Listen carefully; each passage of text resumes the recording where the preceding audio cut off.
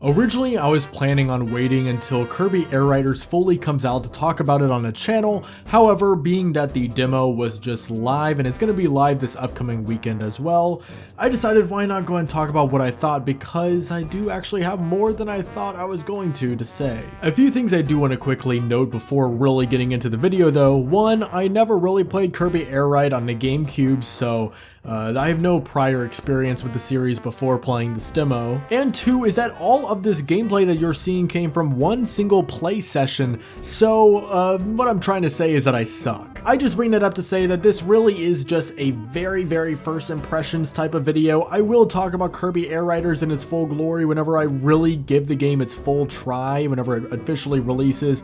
This is all from me playing for like 1 or 2 hours. Right away, I like how the demo gives you the ability to do the training mode, where it kind of gives you a bunch of very easy to understand and accessible guides on how the mechanics of the game works. And really, do not be fooled into thinking that this is the same thing as another racer like Mario Kart that released earlier this year on the Nintendo Switch 2, because the way this game controls is very different. And being that a lot of people probably did play Mario Kart World, I do think that it's really nice that they give you a very easy and accessible and palatable way to learn the controls of the game, and it definitely did do a good job at teaching me what to expect. In a game like Mario Kart, you have items, and in Kirby Air Riders, you have the ability to, like many Kirby games, suck up enemies and take whatever copy ability it gives you that you can then use on the racetrack. Unlike Kirby Air Ride on the GameCube, we also are able to actually play as other characters that are not Kirby, and they are not limited in what they are able to do. Any of those other characters that you are able to equip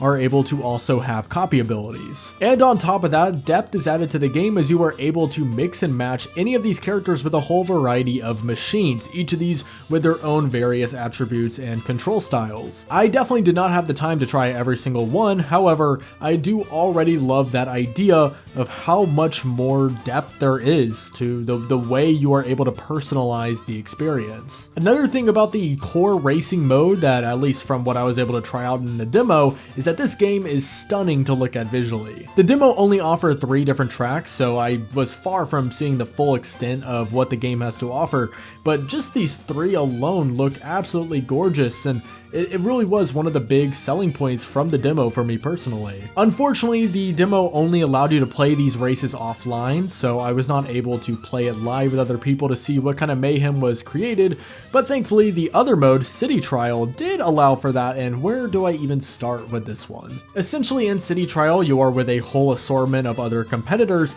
in a, well, city map design, and there is a 5-minute timer running down where you have to collect as many items and power-ups as you can before eventually you face off in one of 4 different mini games in order to determine who wins. Me and my good friend Donovan Dudd were playing this mode, and it really cannot be understated how chaotic it is. There were so many times where it was almost overstimulating the amount of things that were going on screen. I definitely don't think that this mode will be everyone's cup of tea. There definitely were moments where it felt like I was out of control and I was going so fast that I was just kind of hoping for the best, but that also was kind of what made it fun. And there are so many hidden areas and random things for you to interact with within the gigantic city map, and even then there's random events that goes on during that 5-minute timer to keep you occupied and just sporadically create more mayhem during the match that I honestly am not too worried about this mode losing its luster over time. I've seen some people say they don't like it, and I can understand why. However, this is definitely one of those things that I'm really excited to fully experience in the final product. And that is the main gist of the Kirby Air Riders test run demo that we had, and you are still able to participate in it this upcoming weekend, like I said, before the full game comes out.